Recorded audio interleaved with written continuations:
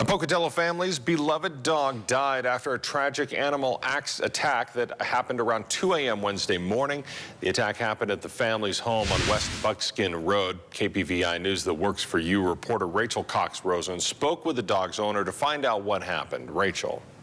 Matt, the dog's owner had just let her out in the backyard early in the morning when she heard a loud yelp. In the light of day, she discovered her dog dead.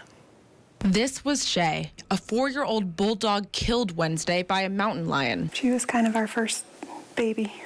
Liz VanOrden says Shay was just outside for a few minutes when it happened. She ran around the house, she was barking like crazy. And so I went and looked out the window, and she was running down the hill, and I saw something streak across Buckskin.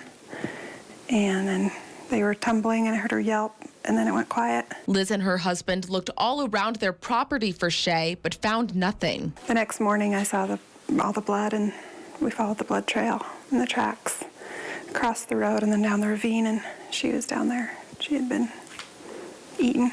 The United States Department of Agriculture, Idaho Fish and Game, and the Bannock County Sheriff's Office all responded. They found the mountain lion under a camper. It had been injured by a snare trap, and the wound was infected. And based on the condition of the animal, as well as the fact it had killed a domesticated animal, a pet, on someone's property, the decision was made to put the animal down. Idaho Fish and Game say that if you, your pet, or your livestock are under serious threat of attack, you are allowed to take lethal measures against the animal. It is required, however, that you contact the Idaho Department of Fish and Game so that we can come out and assess the situation. Liz says the loss of Shay is still fresh. It's pretty quiet around here. It's kind of, she was, always following me around the house and stuff, so it's kind of weird, kind of lonely. Idaho Fish and Game says that while mountain lion attacks on animals are unusual, they're always a possibility as we're living in their habitat.